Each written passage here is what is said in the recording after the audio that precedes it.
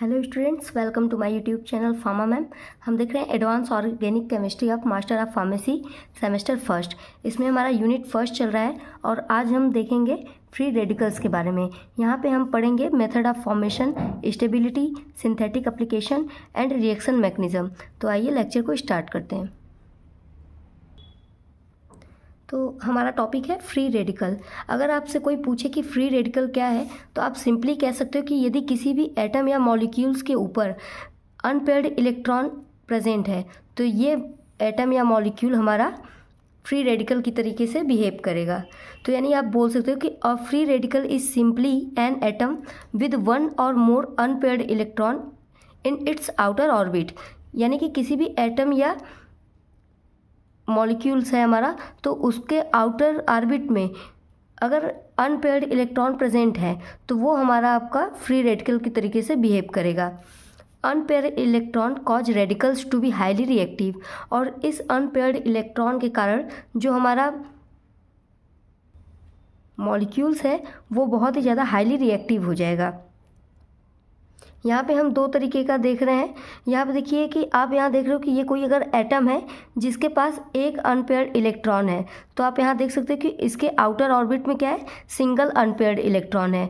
कुछ ऐसे भी एटम्स हो सकते हैं जिसके आउटर मोस्ट सेल में दो अनपेयर्ड इलेक्ट्रॉन या दो से ज़्यादा भी देखने को मिल सकता है। जैसे यहाँ पे आप देख रहे हो इस केस में सबसे आउटर मोस्ट सेल ये है तो यहाँ पे आपको दो अनपेयर्ड इलेक्ट्रॉन देखने को मिलते हैं। तो हम बोल सकते हैं कि कोई भी ऐसा एटम जिसके आउटर मोस्ट सेल में वन या वन से ज़्यादा अनपेयर्ड इलेक्ट्रॉन प्रेजेंट हो तो वो हमारे फ्री रेडिकल के तरीके से बिहेव करता है।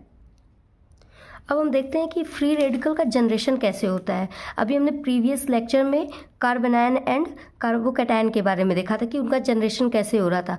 यहाँ पे हम देखते हैं कि फ्री रेडिकल कैसे होता है। तो अगर हमारा कोई कोवैलेंट बॉन्ड है, ठीक है, जैसे हम यहाँ पे देखते हैं कि अगर कार्बन और हाइड्रोजन है इनके बीच में हमारा कोवैलेंट बॉन्ड है, ठीक है, क्योंकि यहाँ पे कार्बन भी अपना एक इलेक्ट्रॉन शेयर किया है और हाइड्रोजन भी अपना एक इलेक्ट्रॉन शेयर किया है, जिसकी वजह से यहाँ पे आपको कोवैलेंट बॉन्ड देखने को मिल रहा है। तो यदि इस बॉन्ड का होमोलिटिक क्लीवेज होगा, अभी हमने प्रीवियस में देखा था कि कार्बोकैटायन और कार्बोनाइन के केस में आपका हेट्रोलिटिक क्लीवेज हो रहा था, लेकिन रेडिकल फॉर्मेशन में आपका होमोलिटिक क्लीवेज होता है, ठीक है। तो यहाँ पे होमोलिटिक फिजन होता है।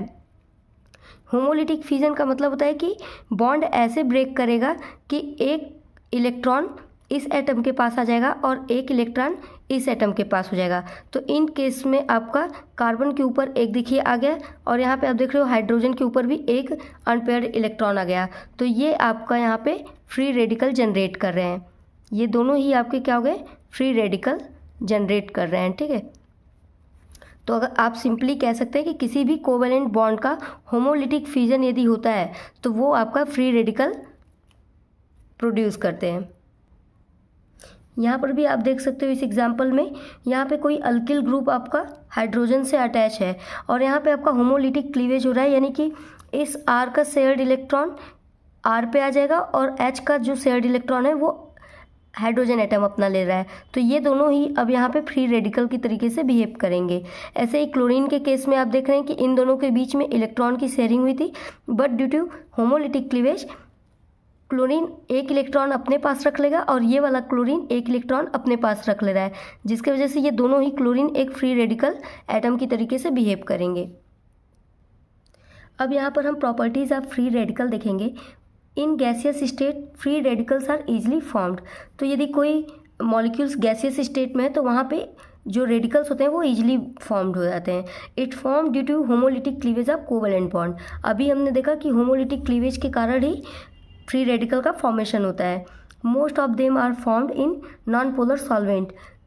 इनमें से ज़्यादा नॉन पोलर सॉल्वेंट में फ्री रेडिकल बनने को दिखता है। Short lived radicals are difficult to isolate because they are highly reactive as compared to long lived radical। यदि कोई रेडिकल का जनरेशन हो रहा है और वो शॉर्ट लिव्ड है तो वो क्या करेगा कि वो ईजिली आइसोलेट नहीं कर पाएंगे आप, क्योंकि वो रिएक्शन में बहुत हाईली रिएक्टिव हो जाता है, ठीक है। और यदि कोई लॉन्ग लाइव्ड रेडिकल है तो उसे आइसोलेट करना as compare to short lived थोड़ा ईजी पड़ जाता है। नेक्स्ट है method of formation of free radical, यहाँ पे हम फ्री रेडिकल के फॉर्मेशन का मेथड देखते हैं। As we know free radical form due to homolytic bond cleavage. अभी हमने देखा कि फ्री रेडिकल का फॉर्मेशन जो हो रहा है वो होमोलिटिक क्लीवेज के कारण हो रहा है। Weaker covalent bond dissociate into radicals more than stronger covalent bond. तो यहाँ कह रहा है कि जो जहाँ पे आपको वीकर कोवेलेंट बॉन्ड देखने को मिलेगा वहाँ पे डिसोसिएशन जल्दी होता है, जिसकी वजह से आपको ज़्यादा रेडिकल्स देखने को मिलेगा। यानी कि अगर हम सिंगल बॉन्ड वाले एटम की बात करें जहाँ पे हमें सिंगल बॉन्ड देखने को मिलेगा, तो सिंगल बॉन्ड जो होता है वो हमारा वीक होता है। तो ये वीक है इसलिए ईजिली ब्रेक करेगा, जिसकी वजह से आपको ईजिली रेडिकल फॉर्मेशन देखने को मिलता है। ऐसे ही डबल कोवेलेंट बॉन्ड वाला क्या होगा कि इससे थोड़ा ज़्यादा स्ट्रॉन्ग रहेगा, और ट्रिपल कोवेलेंट बॉन्ड सबसे ज़्यादा स्ट्रॉन्गर होगा। तो इसके ब्रेक में आपको ज़्यादा डिफ़िकल्टी होगी, जिसकी वजह से रेडिकल्स ईजिली जनरेट नहीं हो पाएंगे। फर्स्ट मेथड है थर्मल रिएक्शन। थर्मल रिएक्शन क्या होता है, इसके वजह से आप बॉन्ड को होमोलिटिक क्लीवेज यहाँ पे करा सकते हैं। The reaction required sufficient thermal energy heat to initiate homolytic bond cleavage. यहाँ पे आपको थर्मल एनर्जी देना पड़ता है, जिसके वजह से आपको होमोलिटिक क्लीवेज देखने को मिलता है यहाँ पर। जैसे कि एजो कंपाउंड में आप देख सकते हो, यहाँ पे देखिए ये एजो मीथेन का स्ट्रक्चर है।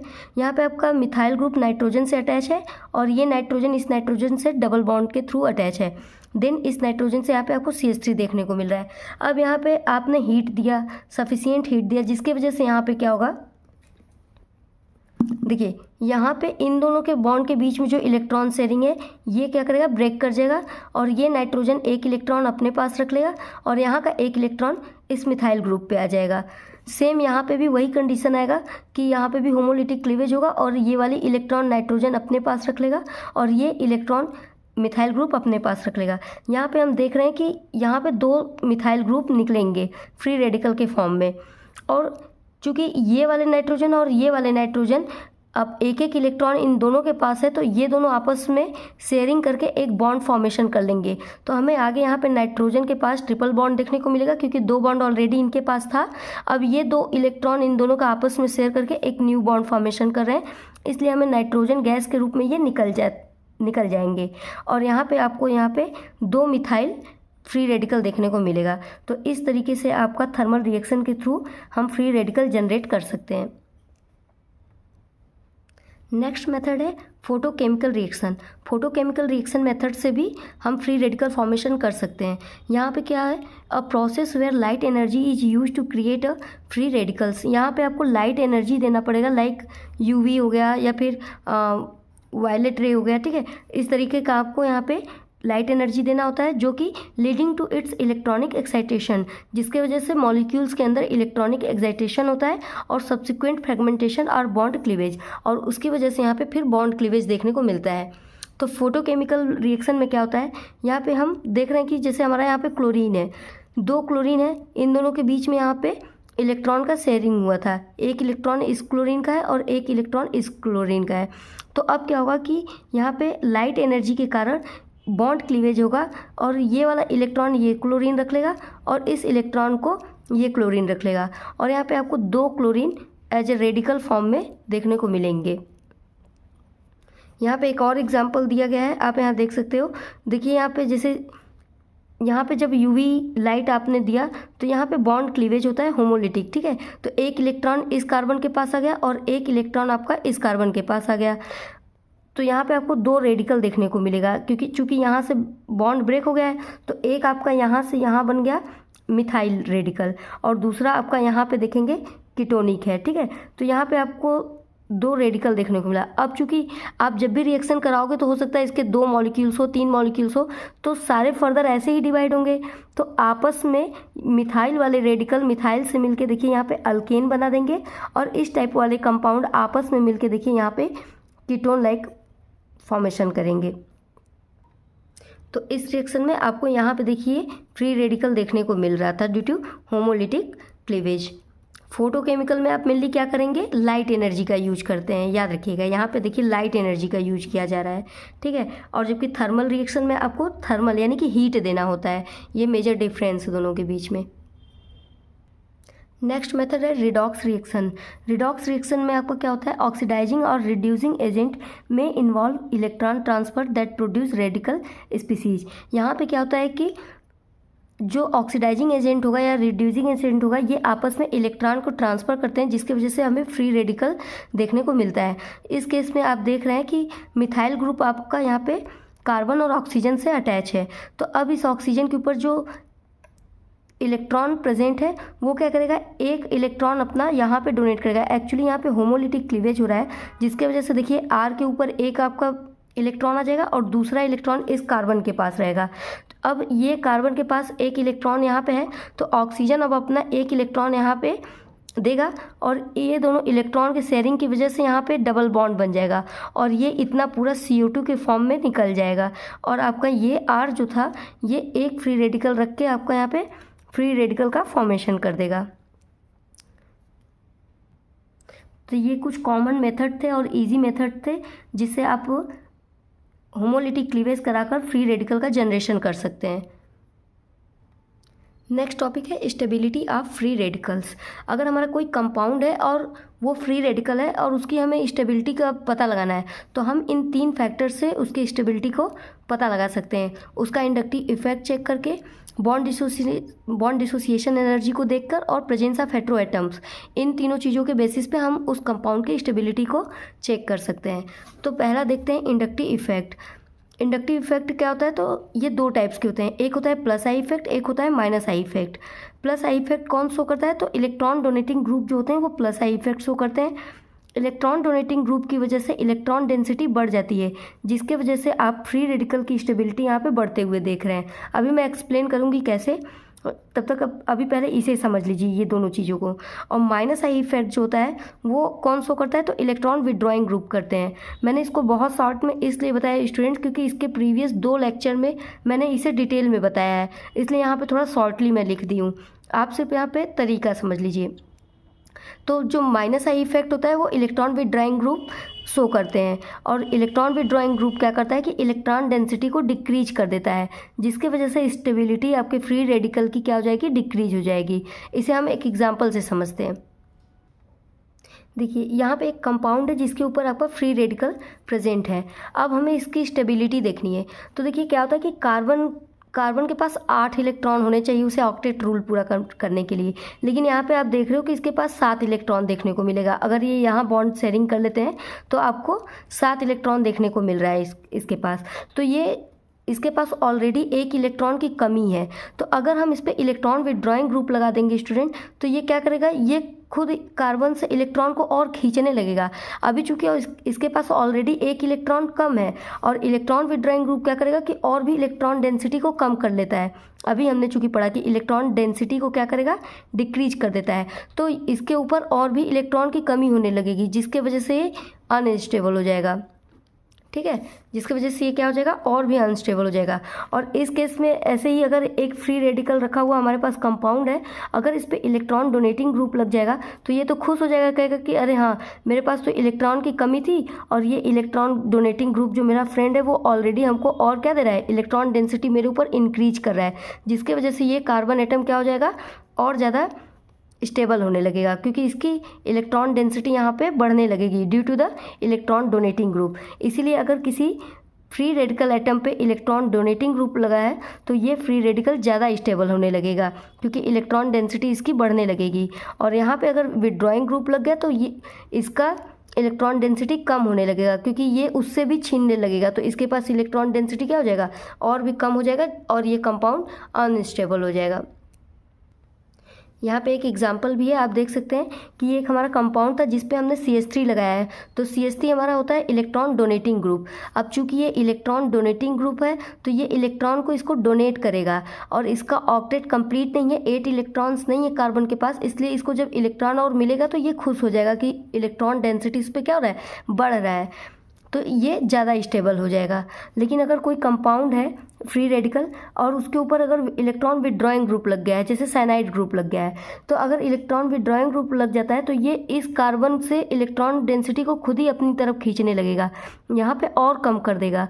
तो इसके वजह से ये क्या हो जाता है, इसकी स्टेबिलिटी कम हो जाएगी, तो ये कंपाउंड थोड़ा अनस्टेबल हो जाएगा। तो ऐसे इंडक्टिव इफेक्ट आपका इफेक्ट डालता है फ्री रेडिकल्स के ऊपर। यहाँ पे मेरा आपसे एक क्वेश्चन है, आपको ये बताना है कि ये जो 3 कंपाउंड है जो कि एक फ्री रेडिकल कंपाउंड है, तो आपको बताना है कि इन तीनों में से कौन सा सबसे लिस्ट स्टेबल है और कौन सबसे ज़्यादा स्टेबल है, यानी कौन सा सबसे कम स्टेबल है और कौन सबसे ज़्यादा स्टेबल है। आपको इन तीनों नंबरिंग में से बताना है, तो इसका आंसर आप कमेंट बॉक्स में ज़रूर दीजिएगा। नेक्स्ट हमारा टॉपिक है bond dissociation energy. Bond dissociation energy कैसे किसी फ्री रेडिकल की स्टेबिलिटी को डिसाइड करता है, यहाँ पे हम देखते हैं। देखिए यहाँ पहला पॉइंट है low bond dissociation energy formation of stable free radical, यानी यदि किसी बॉन्ड को ब्रेक करने में कम एनर्जी लग रही है तो फिर वो आपका स्टेबल फ्री रेडिकल बनाएगा। और यदि हाई बॉन्ड डिसोसिएशन एनर्जी है, यानी किसी बॉन्ड को ब्रेक करने में ज़्यादा एनर्जी यदि देनी पड़ रही है, तो वो जो फ्री रेडिकल बनाएगा वो कैसा रहेगा, अनस्टेबल रहेगा। तो यहाँ पे आपको यही याद रखना है कि बॉन्ड डिसोसिएशन एनर्जी के केस में यदि लो बॉन्ड डिसोसिएशन एनर्जी है तो कंपाउंड स्टेबल है, और यदि हाई बॉन्ड डिसोसिएशन एनर्जी है तो फिर आपका जो फ्री रेडिकल बनेगा वो अनस्टेबल बनेगा। यहाँ पे एग्जांपल है, यहाँ पे आप देख सकते हैं, जैसे कि यहाँ पे बॉन्ड डिसोसिएशन जब हुआ और हाइड्रोजन एटम यहाँ से एज ए फ्री रेडिकल निकला, तो यहाँ पे एनर्जी आपका 98 किलो कैलोरी पर मोल लगा। इस केस में आपका हाइड्रोजन एक रिप्लेस हुआ जिससे सेकेंडरी रेडिकल बना है, यहाँ पे आप देख रहे हो, तो यहाँ पे 95 किलो कैलोरी पर मोल एनर्जी लगा। नेक्स्ट ऐसे आप देख रहे हो, इस केस में जब फ्री रेडिकल बना जो कि एक टर्शियरी फ्री रेडिकल बना है, तो इस केस में आपका 86 किलो कैलोरी पर मोल एनर्जी लगा है। तो इस केस में आपका क्या होगा कि हमने देखा कि जहाँ पे लो बॉन्ड डिसोसिएशन एनर्जी रहेगा वो ज़्यादा स्टेबल होगा, तो सबसे कम एनर्जी आपका इस केस में लगा है, तो इसलिए जो ये टर्शियरी रेडिकल है ये हमारा सबसे ज़्यादा स्टेबल रहेगा, क्योंकि यहाँ पे आप देख रहे हैं कि डिसोसिएशन एनर्जी सबसे कम है, इसलिए ये सबसे ज़्यादा स्टेबल हो गया। फिर आपको यहाँ पे देखने को मिल रहा है, तो इस तरीके से प्राइमरी रेडिकल जो है वो सबसे कम स्टेबल है, क्योंकि यहाँ पे आपकी एनर्जी सबसे ज़्यादा लगी है, 98 किलो कैलोरी पर मोल एनर्जी लगा है। तो आप बॉन्ड डिसोसिएशन एनर्जी के बेस पे भी किसी भी फ्री रेडिकल की स्टेबिलिटी को चेक कर सकते हैं। यहाँ पे स्टेबिलिटी ऑर्डर भी मैंने दिखा दिया है। टर्शियरी वाला जो था यहाँ पे चूँकि सबसे कम लगा हुआ था इसलिए ये मोर स्टेबल है, और प्राइमरी हमारा रेडिकल जो फॉर्म हुआ था वहाँ पे सबसे ज़्यादा आपका एनर्जी लगा हुआ था, इसलिए ये सबसे लेस स्टेबल है। थर्ड है हमारा प्रेजेंस ऑफ हेट्रो एटम, यानी यदि हमारे पास कोई 2 कंपाउंड है और दोनों हेट्रो एटम है, मतलब अलग अलग एटम प्रेजेंट है उस पर, और हमें स्टेबिलिटी बतानी है कि कौन सा ज़्यादा स्टेबल है या कौन सा कम स्टेबल है, तो हम उस केस में इलेक्ट्रोनिगेटिव एलिमेंट से जज करते हैं। कह रहा है the more electronegative element has the list stable free radical. अभी हमने देखा मोर इलेक्ट्रोनिगेटिव मतलब क्या हो जाएगा, इलेक्ट्रॉन विदड्रॉइंग ग्रुप की बात कर रहा है, तो जिस पे इलेक्ट्रॉन विदड्रॉइंग ग्रुप लगा रहेगा वो इलेक्ट्रॉन डेंसिटी क्या कर देगा, ऑलरेडी कम कर देगा, इलेक्ट्रॉन डेंसिटी को घटा देगा, जिसके वजह से कंपाउंड अनस्टेबल हो जाएगा। तो यहाँ पे आप एग्जाम्पल में भी देख सकते हैं कि जैसे ये हमारा मीथेन था, यहाँ पे ये ब्रेक हुआ और ये बन गया CH3 रेडिकल और H+ यहाँ पे निकल गया। और इस केस में आपका क्या है, फ्लोरीन। तो ये कैसा होता है, फ्लोरीन जो होता है वो इलेक्ट्रॉन विदड्रॉइंग ग्रुप के अंदर आता है, ठीक है। तो यहाँ पे आप देख रहे हैं कि इलेक्ट्रॉन विदड्रॉइंग ग्रुप आता है, इसलिए इलेक्ट्रॉन डेंसिटी यहाँ पे कम हो जाएगा, जिसकी वजह से ये अनस्टेबल हो जाएगा। और चूंकि इनके बॉन्ड को ब्रेक होने में भी देखिए एनर्जी क्या लग रहा है, ज़्यादा लग रहा है, तो जहाँ पे ज़्यादा एनर्जी लगता है, यानी बॉन्ड डिसोसिएशन के भी अगर वे में हम देखें तो भी बॉन्ड डिसोसिएशन एनर्जी में यदि जब एनर्जी ज़्यादा लगता है तो कंपाउंड क्या हो जाता है, अनस्टेबल हो जाता है। तो इस तरीके से आप यहाँ पे पता लगा सकते हैं, और हम देख सकते हैं कि जो मिथाइल रेडिकल है वो हमारा ज़्यादा स्टेबल है, और जो फ्लोरीन रेडिकल बना वो हमारा लेस स्टेबल है। नेक्स्ट हमारा टॉपिक है सिंथेटिक एप्लीकेशन। यहाँ पे हम देखेंगे कि कौन कौन से रिएक्शन में हमारा फ्री रेडिकल फॉर्मेशन इन्वॉल्व होता है। तो पहला है हमारा हैलोजिनेशन रिएक्शन। हैलोजिनेशन का मतलब ये होता है एडिशन ऑफ हैलाइड ग्रुप यानी कि क्लोरीन, ब्रोमीन, आयोडीन, इनका एडिशन जहाँ होता है उसे बोलते हैं हैलोजिनेशन रिएक्शन। बोल रहे हैं free radical halogenation is used to introduce halogen atom into organic compound. तो किसी ऑर्गेनिक कंपाउंड में हैलोजन एटम का इंट्रोड्यूस होना या ऐड होना आपका हैलोजिनेशन रिएक्शन कहलाता है। तो यहाँ पे एग्जांपल आप देख रहे हैं कि ये हमारा प्रोपेन है, एक अल्केन है, यहाँ पे आप हैलोजिनेशन करा रहे हैं, ब्रोमीन को ऐड करा रहे हैं, तो इस केस में आपका फ्री रेडिकल जनरेट होता है और ये ब्रोमीन जाके यहाँ पे अटैच हो जाता है, जिससे हमें यहाँ पे देखने को मिल रहा है 1 ब्रोमोप्रोपेन यहाँ पे फॉर्मेशन हो गया। तो पहला हो गया हमारा हेलोजिनेशन रिएक्शन। सेकेंड है एडिशन रिएक्शन। एडिशन रिएक्शन में क्या होता है, यहाँ पे देख रहे हैं free radical addition reaction are use to add functional group to alkene और अल्काइन। यहाँ पे किसी अल्कीन या अल्काइन के अंदर आपका कोई भी फंक्शनल ग्रुप अटैच होता है, इसे हम बोलते हैं एडिशनल रिएक्शन। इस केस में आप देख रहे हैं ये प्रोपीन है, यहाँ पे डबल बॉन्ड है, यहाँ पे HBr इसमें ऐड करा रहे हैं हम। तो जब आप इसका मैकेनिज्म देखेंगे, आगे मैं एक्सप्लेन करूँगी, तो आप देखेंगे कि इसमें फ्री रेडिकल जनरेट होगा। यहाँ पे इसको बोलते हैं सेकेंडरी फ्री रेडिकल, यहाँ पे जनरेट होगा, जहाँ पे आपका ब्रोमीन जाके अटैच हो जाएगा और इस कार्बन एटम का फ्री रेडिकल जब बनेगा, यहाँ पे हेट्रोलिटिक क्लीवेज होगा, ये बन जाएगा H+ और ये बन जाएगा Br रेडिकल, और ये वाली बॉन्ड ब्रेक होगी तो ये बन जाएगा CH रेडिकल और यहाँ पे हो जाएगा CH2 रेडिकल। तो Br आपका यहाँ पे आके अटैच हो जाता है और H आपका यहाँ CH2 से आके अटैच हो जाएगा और ये आपका जनरेट करेगा CH3, CHBr और CH3। तो यहाँ पे इस तरीके से फ्री रेडिकल जनरेट होता है और एडिशन रिएक्शन प्रोसीड होता है। नेक्स्ट है हमारा सब्स्टिट्यूशन रिएक्शन। सब्स्टिट्यूशन रिएक्शन में क्या होता है, तो बोल रहा है free radical substitution reaction are use to replace functional group in organic compound. यहाँ पे आप देखेंगे कि जैसे कि ये यहाँ पे देख रहे हैं आप 2 क्लोरीन है, ठीक है, ऐसे क्लोरीन है, तो ये क्या करेगा कि अपना जाएगा एक जगह ऐड होगा और वहाँ से एक एटम को रिप्लेस करेगा, किसी एक एटम को रिप्लेस करके ये क्लोरीन यहाँ आएगा। बट यहाँ पे बॉन्ड क्लीवेज जो होता है वो होमोलिटिक तरीके से होगा ताकि फ्री रेडिकल जनरेशन हो। तो यहाँ पे इस तरीके से होमोलिटिक बॉन्ड क्लीवेज होगा, इनका और इनका और ये HCl अपना एक यहाँ पे मॉलिक्यूल बना लेगा और ये क्लोरीन इस फ्री रेडिकल से आके अटैच हो जाएगा और CH3Cl का फॉर्मेशन कर देगा। तो इस तरीके से होता है सब्स्टिट्यूशन रिएक्शन। यहाँ पे क्या हुआ कि एक हाइड्रोजन एटम को एक क्लोरीन रिप्लेस कर दिया है, इसीलिए इसे सब्स्टिट्यूशन रिएक्शन बोलते हैं। नेक्स्ट टॉपिक है हमारा टाइप्स ऑफ रिएक्शन। अब हम देखेंगे कि फ्री रेडिकल जो फॉर्मेशन हो रहा है उसके पीछे मैकेनिज्म क्या है। तो इतना तो हमें पता चल गया कि हर जगह जहाँ पे भी फ्री रेडिकल जनरेट होगा वहाँ कहीं ना कहीं होमोलिटिक फिजन होगा, लेकिन उसके अंदर भी कुछ प्रोसेस होता है। तो हम पहला देख रहे हैं फ्री रेडिकल हेलोजिनेशन, मतलब हेलोजिनेशन के थ्रू जो फ्री रेडिकल फॉर्मेशन हो रहा है और वो कैसे पूरे रिएक्शन में वर्क करता है। तो यहाँ पे हम देख रहे हैं, यहाँ पे देखिए फ्री रेडिकल हेलोजिनेशन में क्या होता है कि मान लीजिए हमारा कुछ रिएक्शन ऐसे था कि मीथेन को हमने क्लोरीन एटम से रिएक्ट कराया और हमारा प्रोडक्ट बना CH3Cl + HCl, लेकिन ये कैसे हो रहा है, हमारा फ्री रेडिकल फॉर्मेशन के थ्रू हो रहा है। तो इस रिएक्शन के पीछे क्या मैकेनिज्म है यहाँ पे हम देखते हैं। तो यहाँ पे 3 स्टेप हमें फॉलो करना पड़ेगा। यहाँ पे आपका आता है इनिशिएशन, प्रोपेगेशन और टर्मिनेशन, ये 3 आपके यहाँ पे स्टेप होते हैं। तो पहला होता है हमारा चेन इनिशिएशन। यहाँ पे क्या होता है कि जो ये हमारा देखिए क्लोरीन था, यहाँ पे इसका इनिशिएशन कर रहे हैं हम लोग, यानी ये क्लोरीन जो आपस में क्या करेंगे, होमोलिटिक क्लीवेज करेंगे और एक इलेक्ट्रॉन ये क्लोरीन रख लेगा, एक इलेक्ट्रॉन ये क्लोरीन आपको रख लिया होमोलिटिक क्लीवेज के कारण, ठीक है, और यहाँ पे फ्री रेडिकल का जनरेशन कर लिए। सेकेंड स्टेप होता है हमारा प्रोपेगेशन, यानी कि यहाँ पे चेन का प्रोपेगेशन होता है, ठीक है। यहाँ पे अब हम देखेंगे हम कि जो हमारा मीथेन यहाँ पे सेकेंड स्टेप में हमारा यहाँ पे देख रहे हैं हम लोग कि ये जो मीथेन हमने लिया था, अब ये मीथेन हमारा यहाँ के एक फ्री रेडिकल क्लोरीन से रिएक्ट कर रहा है। तो क्या होगा कि मीथेन का एक हाइड्रोजन यहाँ पे होमोलिटिक क्लीवेज करेगा और एक इलेक्ट्रॉन इस CH3 के ऊपर आ जाएगा और एक इलेक्ट्रॉन इस हाइड्रोजन के ऊपर आ जा रहा है। नेक्स्ट ये जो क्लोरीन हमने एज ए फ्री रेडिकल यहाँ पे लिया है, ये इस हाइड्रोजन के साथ अपना एक इलेक्ट्रॉन शेयर करके HCl के फॉर्म में बाहर निकल जाएगा और यहाँ पे एक आपको मिथाइल फ्री रेडिकल जनरेट हो जाएगा। ऐसे ही जो मिथाइल अब फ्री रेडिकल यहाँ पे बना हुआ है वो फिर से जो क्लोरीन होमोलिटिक फिजन के थ्रू यहाँ पे टूट रहे हैं उस क्लोरीन के फ्री रेडिकल से अटैच होकर बॉन्ड शेयरिंग कर लेगा और यहाँ पे आपको जैसे कि इसका एक ये ब्रेक कर गया, यहाँ पे एक इलेक्ट्रॉन आया, अब ये इलेक्ट्रॉन और ये इलेक्ट्रॉन आपस में शेयर करके CH3Cl यहाँ पे बॉन्ड फॉर्मेशन कर देंगे और हमें यहाँ पे क्लोरीन फ्री रेडिकल के रूप में देखने को मिलेगा। तो ये स्टेप होता है आपका चेन प्रोपेगेशन।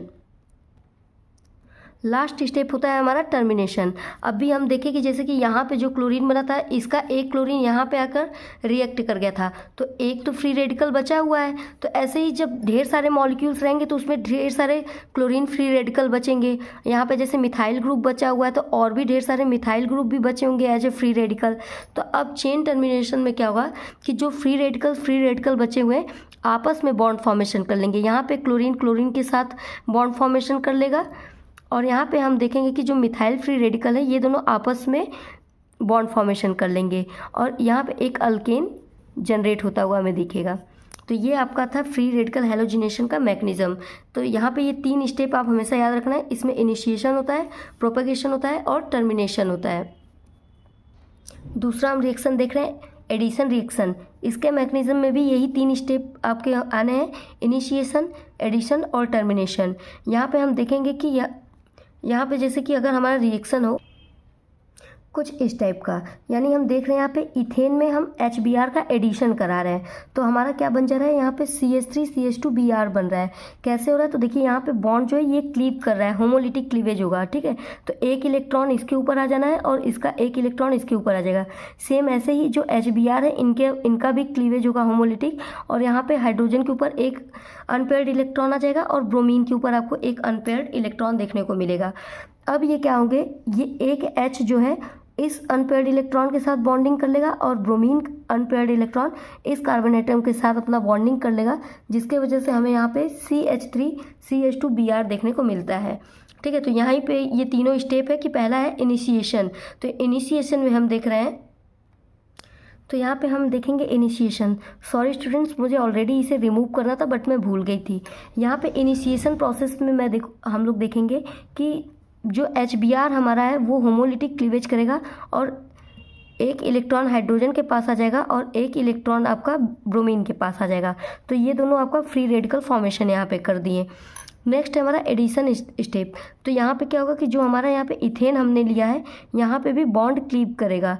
तो जब ये एक बॉन्ड क्लीव करेगा तो इसका एक इलेक्ट्रॉन इस कार्बन के ऊपर आ जाएगा और एक इलेक्ट्रॉन इस कार्बन के ऊपर आ जाएगा। तो हमें यहाँ पे एक फ्री रेडिकल देखने को मिलेगा और एक फ्री रेडिकल के साथ ये ब्रोमीन हमारा यहाँ पे बॉन्ड फॉर्मेशन कर लेगा। नेक्स्ट स्टेप में क्या होगा कि जो हमारा अब ये वाला इंटरमीडिएट बना है CH2Br, ये हमारे पहले वाले हाइड्रोजन जो कि फ्री रेडिकल फॉर्म में था उससे रिएक्ट करके टर्मिनेशन कर देगा। इट मीन्स पूरा यहाँ प्रोसेस कंप्लीट हो जाएगा और ये हाइड्रोजन इस CH2 के फ्री रेडिकल के साथ बॉन्ड फॉर्मेशन करके CH3 बना लेगा और हमें यहाँ पे फाइनली CH3CH2Br देखने को मिल जाता है। यानी कि ये रिएक्शन हमारा इन तीनों स्टेप को फॉलो करते हुए बनता है, जिसमें हमें फ्री रेडिकल के जनरेशन को देखने को मिलता है। तो ये हमारा था रिएक्शन मैकेनिज्म। होप कि आपको लेक्चर अच्छे से समझ में आया होगा। आइए अब इनका स्क्रीनशॉट ले लेते हैं। Page number 1,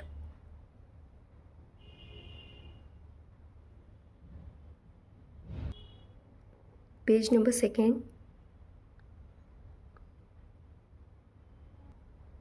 page number 3,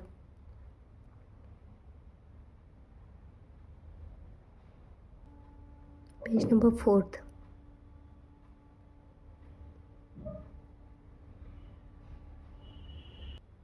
page number 5। Thank you student, आप ऐसे ही मुझे सपोर्ट करते रहिए। आपका सपोर्ट ही मेरे लिए मोटिवेशन है। मिलते हैं नेक्स्ट वीडियो के साथ। Thank you so much.